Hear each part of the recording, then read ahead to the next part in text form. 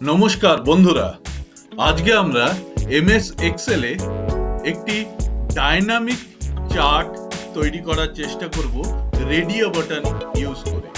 MS এক্সেলে একটি radio button switch নিয়ে আসবো, সেখান থেকে সেই রেডিও বাটনের যেরকম আমার চেঞ্জ হবে সেই হিসেবে আমার ডেটাগুলো এবং ডেটার সাথে রিলেটেড চার্টগুলো সেই হিসেবে চেঞ্জ হয়ে যাবে। দেখা যাক, আমরা একটা খুব সহজ পদ্ধতি আজকে আমরা দেখানোর চেষ্টা করব। আপনারা এখানে একটি এক্সেল শিট দেখতে পাচ্ছেন। এই এক্সেল শিটের উপরে 4টে রেডিও বাটন আছে: চাউমিন, পিজা, মোমো এবং এগ রোল। এই রেডিও বাটনগুলিতে আমি যখন ক্লিক করছি তখন তার সঙ্গে সঙ্গে এই ডেটাটি চেঞ্জ হয়ে যাচ্ছে এবং এই টোটাল চার্টটি চেঞ্জ হয়ে যাচ্ছে। এই রকম ডাইনামিক চার্ট আমরা কি করে তৈরি করব সেটা আজকে শিখে নিই।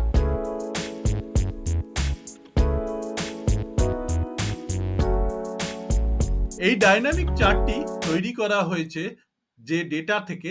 এই সেম ডেটা আমরা কম্বাইন ওয়ার্কশিট এবং ইনডাইরেক্ট ফর্মুলা এই দুটি ক্ষেত্রে ব্যবহার করেছিলাম। এখন আমি এই ডেটাটিকে কপি করলাম কন্ট্রোল সি দিয়ে, কন্ট্রোল এন দিয়ে আমি একটি নতুন শিট করলাম এবং সেখানে কন্ট্রোল ভি দিয়ে আমি এই ডেটাটিকে পেস্ট করে দিলাম। ডেটাটির হেডারের যেটা লেখা আছে সেটিকে সিলেক্ট করে আমরা কন্ট্রোল সি দিয়ে কপি করে এবং এখানে আমরা কন্ট্রোল ভি দিয়ে পেস্ট করে দিলাম। এবারে আমরা এখানে ডেভেলপার ট্যাবে চলে গেলাম। ডেভেলপার ট্যাবটি যদি আপনার কম্পিউটারের এই রিবনে না থাকে তাহলে বাইরে রাইট বাটন ক্লিক করুন, কাস্টমাইজ রিবনে ক্লিক করুন। কাস্টমাইজ রিবনে দেখবেন এখানে ডেভেলপার ট্যাবটিতে টিক করা নেই। আপনি টিক করে দিয়ে যদি ওকে করে দেন, ডেভেলপার ট্যাবটি আপনার মেইন রিবনে চলে আসবে।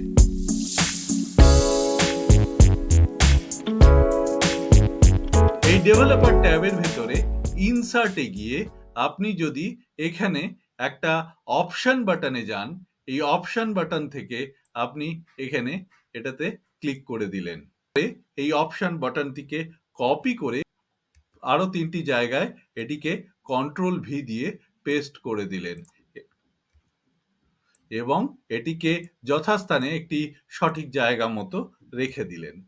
এইবারে এই অপশন বাটনটির ওপর যদি আপনি রাইট বাটন ক্লিক করেন তাহলে এডিট টেক্সট আসবে। এই এডিট টেক্সটে গিয়ে আপনি প্রথম অপশন বাটনে লিখে দিন চাউমিন, দ্বিতীয় অপশন বাটনে আপনি রাইট বাটন ক্লিক করে এডিট টেক্সট করে লিখে দিন মোমো, তৃতীয়তে পিজা এবং চতুর্থ অপশন বাটনে আপনি এডিট টেক্সট করে এখানে অপশনটিকে ডিলিট করে লিখে দিন এগ রোল।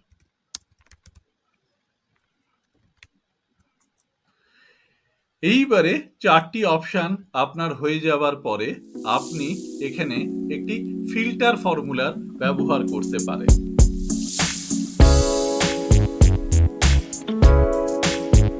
ফিল্টার ফর্মুলাটির ব্যবহারের জন্য ফিল্টার করলেন এবং ফিল্টারের পরে অ্যারে চেয়েছে, আপনি এই টোটাল টেবিলটিকে আপনার অ্যারে তৈরি করে দিতে পারেন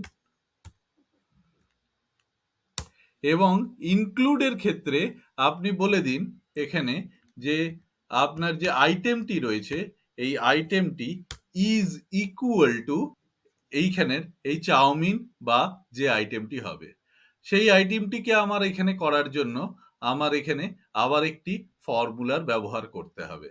সেই ফর্মুলাটি ব্যবহার করার জন্য আমি আপাতত এটিকে G1 সেলে ক্লিক করে রাখলাম।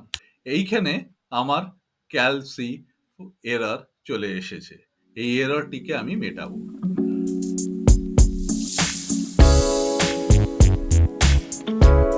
এইবারে আমি চাউমিনের যে ঘরটি রয়েছে সেখানে রাইট বাটন ক্লিক করলাম এবং ফরম্যাট কন্ট্রোলে গেলাম। ফরম্যাট কন্ট্রোলে চেকড করলাম এবং লিঙ্কড সেলে গিয়ে আমি ওই G1 সেলটি দিয়ে দিলাম। এইবারে আপনি দেখুন চাউমিনের ক্ষেত্রে এটি 1 হয়ে গেল, মোমোতে যখন যাচ্ছি তখন ওইটিই হয়ে গেল 2, পিজাতে যখন যাচ্ছি তখন অটোমেটিক্যালি ওটাই হয়ে গেল 3 এবং এগ রোলে যখন যাচ্ছি তখন অটোমেটিক্যালি ওটাই হয়ে গেল 4।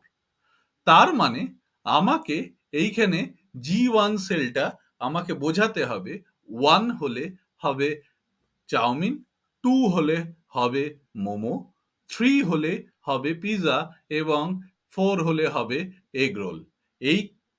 এটাকে আমার করার জন্য আমার কাছে ৩ টে অপশন আছে। এক হচ্ছে ইফ ফর্মুলা, ২ নম্বর হচ্ছে ইফস ফর্মুলা, ৩ নম্বর হচ্ছে সুইচ ফর্মুলা। এবারে আপনারা নিজেরা একবার আমার ইফস এবং সুইচ ৩ টে ফর্মুলারই ব্যবহার আপনারা আগে দেখেছেন। আজ পুরনো ভিডিওর লিঙ্কও আমি এখানে দিয়ে দেবো। আপনারা নিজেরা ভাবুন কোন ফর্মুলাটি সবথেকে উপযোগী হবে। আমার মতে এখানে ইফস বা সুইচ ফর্মুলাটি ব্যবহার করা সবথেকে ইজি হবে। ইফ ফর্মুলাটি যদি আমি করতে যাই তাহলে আমাকে অনেক বড় ফর্মুলা লিখতে হবে। একবার তবুও দেখে নিই।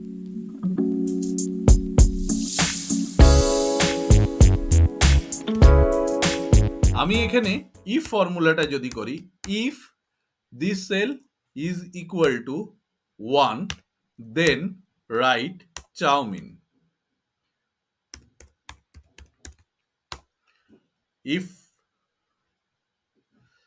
otherwise, if this cell is equal to 2, then write momo. Otherwise, if false, if this cell is equal to 3, then write pizza. If this cell is equal to 4, then write if not this. এটা হলো আমার if formula. এইবারে এই জিনিসটাই আমি ifs formula দিয়ে করব। Ifs formula যদি ইউজ করি, ইফসে প্রথমে logical test, this cell is equal to 1 then chowmein,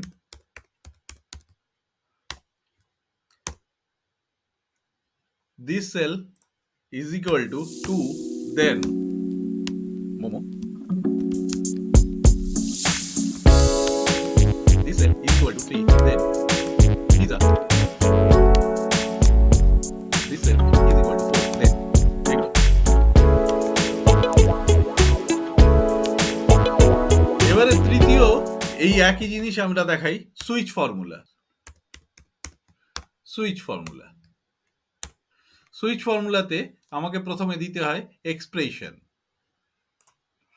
this sale value 1 কি হবে 1, তাহলে রেজাল্ট 1 কি হবে চাউমিন।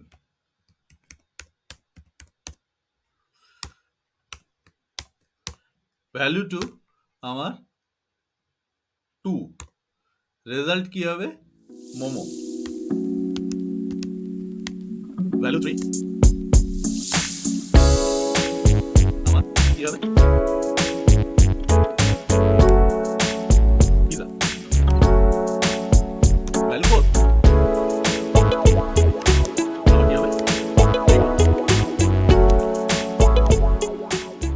দেখুন তিনটেতেই উত্তর একই এসেছে।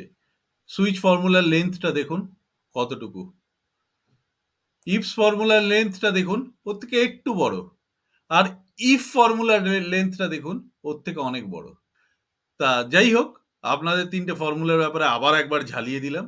এবারে আমাকে তাহলে মানে আমাকে লিখতে হবে এই সেলটা ইজিক্যাল টু G1 এর বদলে এটা হয়ে যাবে সুইচ। সুইচ ফর্মুলাটাকে একটা কাজ করি, এখান থেকে কপি করে আমি ওখানে পেস্ট করে দিই, F2 দিয়ে কপি করে আমি ওই সুইচ ফর্মুলাটাকে এখানে পেস্ট করে দিলাম।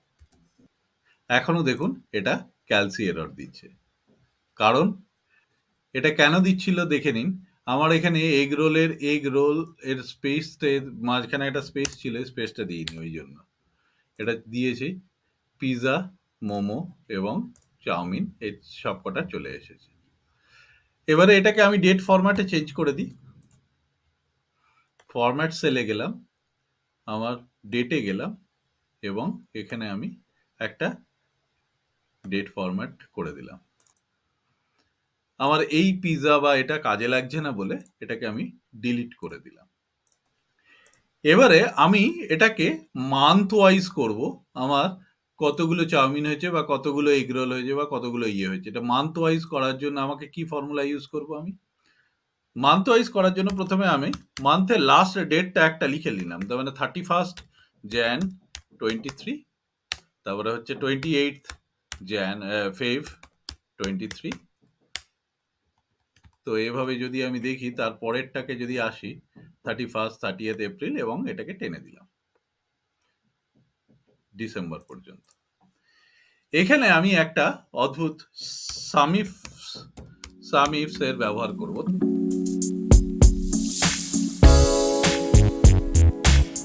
সাম ইফস এইটা লিখে আমার প্রথমে বলেছে সাম রেঞ্জ কি হবে? আমার সাম রেঞ্জ হচ্ছে এই কোয়ান্টিটি। তারপরে এটা হচ্ছে যে ক্রাইটেরিয়া রেঞ্জ কি হবে? আমার ক্রাইটেরিয়া রেঞ্জ হচ্ছে আমার এই ডেট। আর ক্রাইটেরিয়া ওয়ান এখানে ক্রাইটেরিয়াটা কি হবে? ক্রাইটেরিয়া 1 হবে আমার less than equal to and 31st Jan, মানে আমার 31st জানুয়ারি পর্যন্ত আমার যা বিক্রি হয়েছে তার সেটা হলো আমার জানুয়ারি মাসের টোটাল হিসেব। তাহলে আমি এখানে less than equal to 31st Jan লিখে দিলাম।